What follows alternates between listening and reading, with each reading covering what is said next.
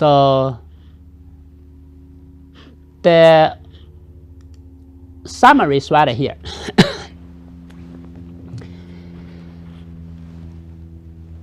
In the prediction model, you do such like a data ranking, add the control variable contribution, the estimate your covariance matrix, and add this noisy. Now in the measurement state, you remember we know the F, K, H, B, and Q, R. This we all know. And then you calculate this innovation residue is the difference between your measurement and your predicted measurement. And then you look at this SK, we call it the innovation covariance. This R is the noisy of your measurement, and this is your updated covariance. And then your KMA filter is going to minimize the trace of this covariance. And then you get the K, this is a constant matrix or a constant vector equal this.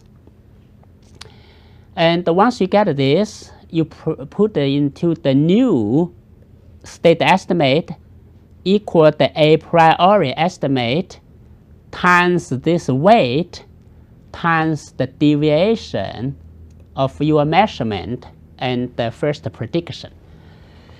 That's the key. That's the key step, the update. What do? You start from your a priori estimate, that's your first prediction, and then you add some weight to that difference. Well, then basically you're going to trust your measurement a little more if we put this K big. If put the K small, you mean you trust your prediction more. That's why this is a weight function. And after you finish this, update your new covariance. This is the posteriori covariance will be less than your old one. See, this is identity minus that usually becomes smaller. Then you get closer to your real position. Well, then you do it again and again. How many minutes? Wow, I'm gonna run out of time. That's bad today. I really hope I have the chance to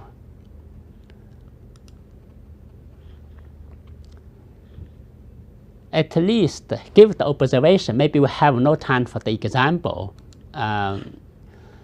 Let's get an observation. Put it into two extreme cases. The measurement innovation, that YK tail equals ZK minus HK of this.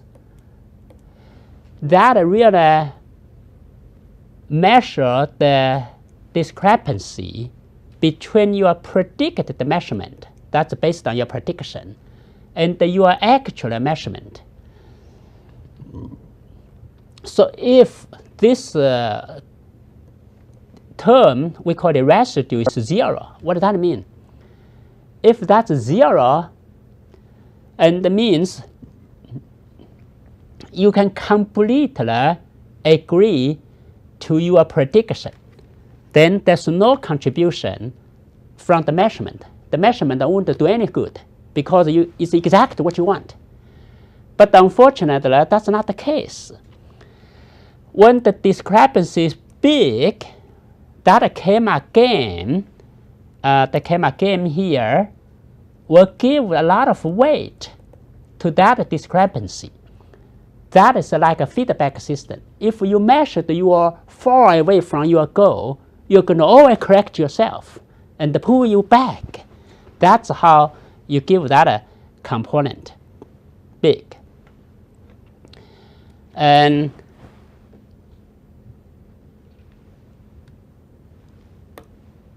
Yeah, that's what we're talking about.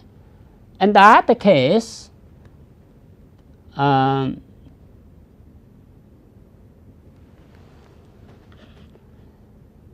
let's look at the case. Look at this way. You're going to understand. Go to the one-dimensional case. I write this. I write this term to the denominator. This term is right here. It's pretty complicated. But we put it on the denominator, then you can understand what that means in our calculation.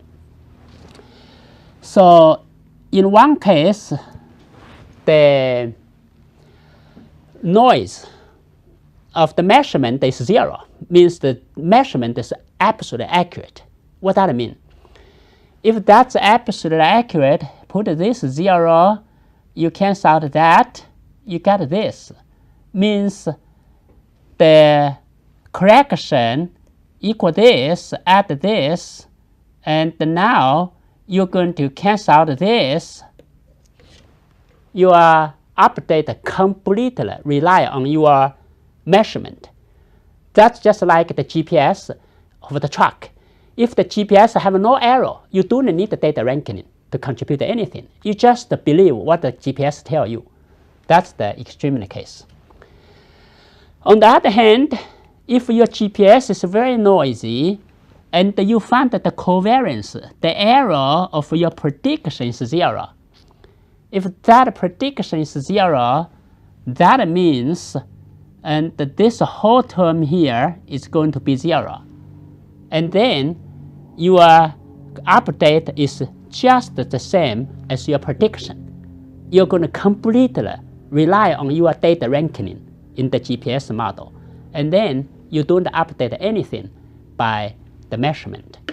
So the key for you to understand how the K-map field work is to understand this component and how this weight change everything. Well, I think this summary you can read, and the example give you about the truck positioning system. How do you identify all those, like the F, this is the transition matrix, the G is the control matrix. That's nothing more than you remember in the physical science, the A is the acceleration, and then your position equals V0 delta t plus 1/2 A delta t squared. That's what it is. It's a physical science.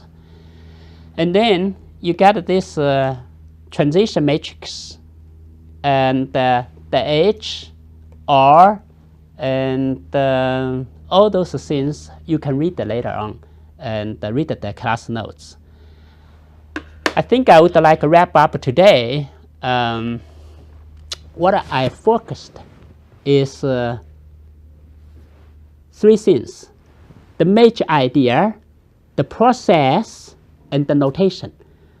I don't know if I get you too bored, but the notation is the key. If you don't understand that that's a notation, the nuance probably is hard for you to follow.